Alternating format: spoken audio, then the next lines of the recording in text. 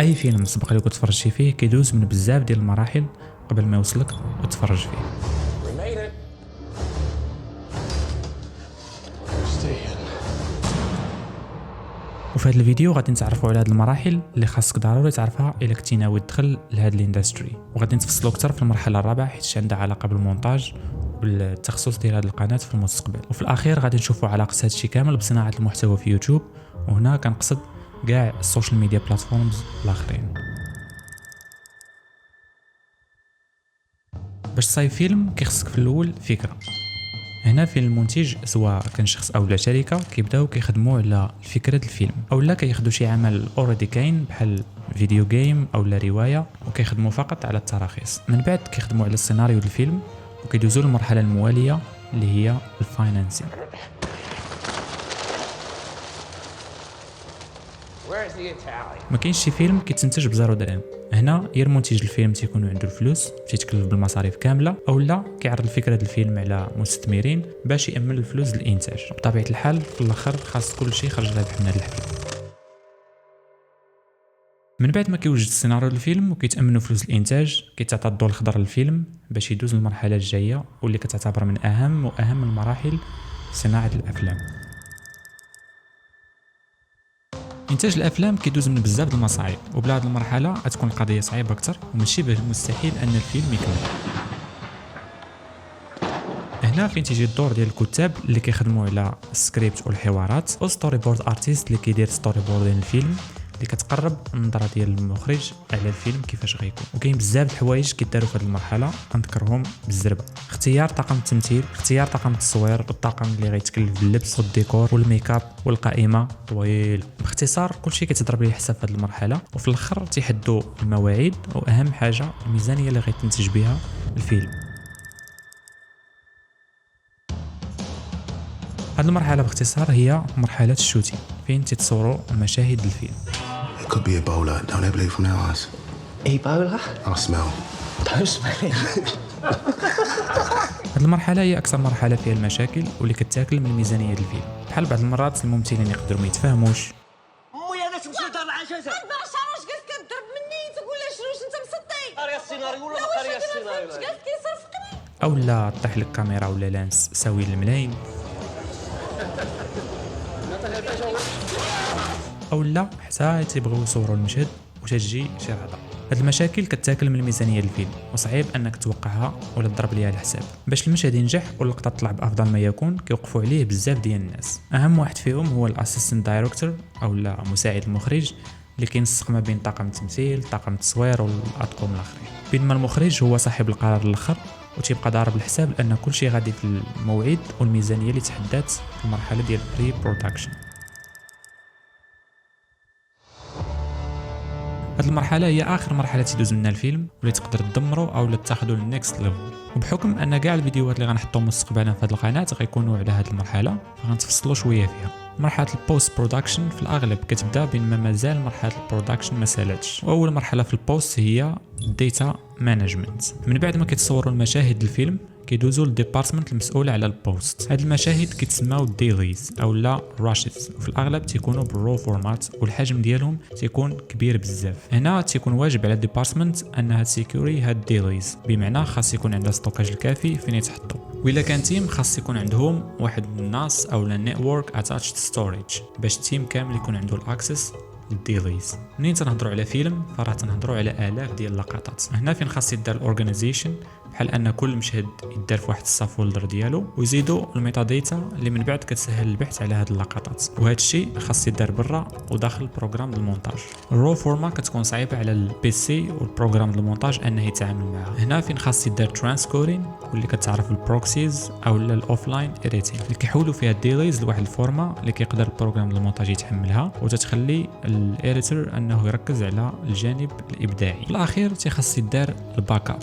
الا كان الريت سيستم كاين في النص في الاغلب تيكون كافي، ولكن مع ذلك تيديروا الباك اب قليله في واحد جوج حتى ثلاثه البلايص باش يبقاو مهنيين في حاله ما طرات شي حاجه ومشى ليهم كل شيء. هذه المرحله تيكون مسؤول عليها الاسيستنت اديتور، يقدر يكون اكثر من واحد. هادشي كيعتمد على الحجم، الميزانيه والديدلاين ديال الفيلم. هذه المرحله تشكل 40% من المونتاج، بينما 60% تتمشي للمرحله الجايه بيكتشر اديتين اللي كتجيب صيغ اخرى بحال الفيديو اديتين او لا الاسامبلي اللي فيها الاديتور كيقرا السكريبت وكيتفرج في الديليز وكيبدا يبني في سترين اوت سيكونسز والسيليكت ريلز اللي كيسهلوا عليه من بعد المونتاج والكوميونيكيشن مع المخرج. من بعد كيدير سينكرونايزيشن للصوت الصوره اللي في الغالب حتى هي تيديرها الاسيستنت اديتور في مرحله الديتا مانجمنت. لحد هنا الاديتور كيبدا يبني واحد الليسته د القرارات اللي كتعرف بالاي دي ال او لا ايري ديسيجن ليست، فين كيبدا يقطع ويركب الفيلم بافضل طريقه كتبان ليه القصه واللي كتسمى الراف كات. من بعد كيجي الوقت للكوميونيكيشن مع المخرج فين تيبداو بجوج يخدموا على الفاينل كات واللي كتعرف بالانسر برنت. في الاخر من بعد ما كيتفقوا كيديروا البيكتشر لوك، بمعنى صافي ما بقاو حتى شي تعديلات والفيلم تيكون واجد باش يدوز من المراحل اللي بقاو. ولكن قبل تيعاود لينكي الرو فورمات اللي كتعرف بالاونلاين اديتين وتيوجد البروجي الفيلم باش انه يولي يقدر يتفتح في البرامج الاخرين. وهذه المرحله كامله كتسمى بالكونفورمين. ولحد هنا الفيلم تيكون واجد المراحل الجايه واللي اول وحده فيهم هي الفيجوال افكتس. الا كان الفيلم كيحتاج المؤثرات البصريه في بعض المشاهد، هنا فين تيجي الدور ديال الفي اف اكس ارتست. وهذه المرحله كيداروا فيها بزاف الحوايج بحال كومبوزيتين، روتوسكوبين، تكستشرين ولايتين، 3D موديلين والانيميشن. وماشي بالضروري حتى تسالى المرحله ديال البيكتشر اديتين، عادي بدا الفي اف اكس ارتست خدمته، حيت في اغلب الاحيان كيخدموا في نفس الوقت مع الاديتور، ماشي بحال المرحله الجايه. الكالر، هذه المرحله تيكون مسؤول عليها الكالوريست، الدور ديالو كيشمل حوايج بحال كالر كوركشن، كالر جريدين، لوك كرييشن، شوت ماتشين وبعض شي مؤثرات بحال دريم افكت. وفي الاخر كيتاكد من ان الليفلز في بلايصهم في حاله ما كانت برودكاستا في القنوات. من بعد كتجي مرحله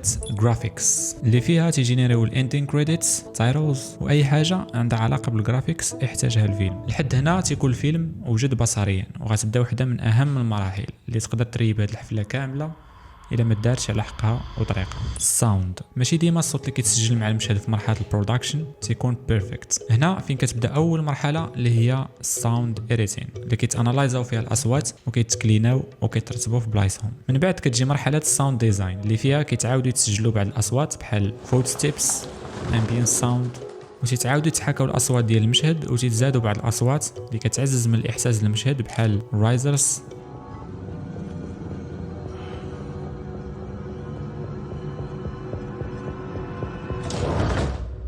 والدروبس. كاين اصوات اللي صعيب تلقاهم في الطبيعه اللي كيسجلهم الفولي ارتست اللي تيكون محشي في واحد البيت بوحدو ودايرين بيه عرام د القشاوش اللي بيهم تصنع الصوت اللي محتاجاه اللقطه. الصوت الممثل حتى هو تيتعاود يتسجل في بعض اللقطات، وهذه المرحله تتسمى بالاي دي ار اوتوميتد دايلوج ريبليسمنت اللي فيها الممثل تيعاود يسجل الصوت بكواليتي او بيرفورمانس احسن من اللي تسجلوا في مرحله البرودكشن. Many mistakes before that. Well, I have not Many. Actually, I don't think... Many mistakes before that. So I still has to erase you. ما كاينش شي فيلم بلا موسيقى. هنا فين تجي مرحله سكورين او لا سيكيورين ميوزك اللي فيها الكومبوزر كيخدم على الموسيقى التصويريه اللي كتعطي واحد الاحساس خاص للمشهد.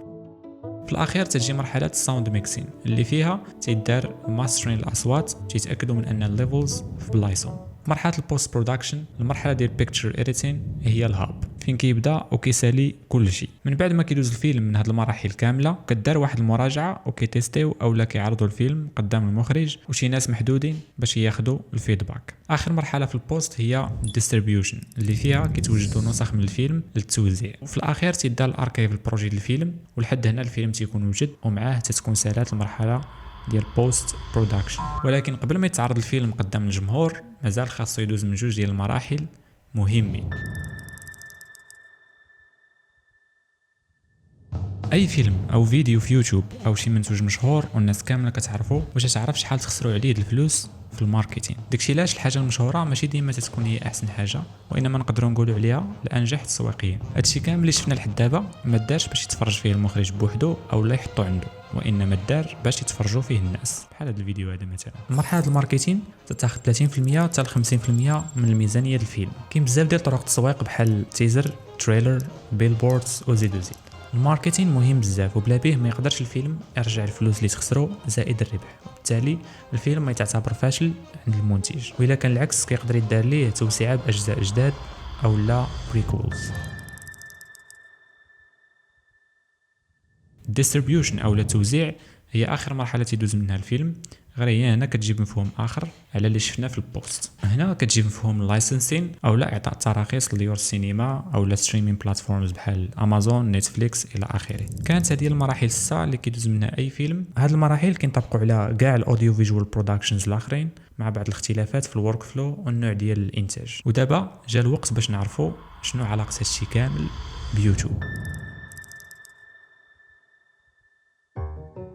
السوشيال ميديا عطات الحريه لاي واحد يقدر ينشر اللي بغى ويوصل للملايين ديال الناس، والمحتوى يقدر يدوز من هذه المراحل كامله اللي ذكرنا او لا يتسكيباو كاملين. اغلب الناس اللي كيبغيو يبداو صناعه المحتوى في يوتيوب كيكون خاصهم يديروا كلشي بوحدهم وبزيرو بادجيت. داكشي علاش كاين اللي تيسكيبي بعض المراحل او لا ما كيديرهمش على حقهم وطريقهم حيتاش ما كيكونش عنده المهارات الكافيين. اي فيديو في يوتيوب كيبان لك عيان نقدروا نهردوه واعر الا دوزناه من هذه المراحل، وكل مرحله هي مجال فيه بزاف ديال التخصصات كيف ما شفنا في مرحله البوست. هذا الفيديو اعتبره خريطه في مجال صناعه الافلام. زيد على هذا الشيء تعمدت نحط مصطلحات انجليزيه خصوصا في مرحله البوست، عارف راسي كثرت ولكن كلشي غادي نتفصلوا فيه مزيان في الفيديوهات الجايه. هاد المصطلحات خاصك ضروري تحفظهم حيت غادي يسهلوا عليك التواصل في الخدمه والبحث الا كنتي باغي تزيد تعمق في شي حاجه، خصوصا المراحل اللي دزت عليهم بالزربه.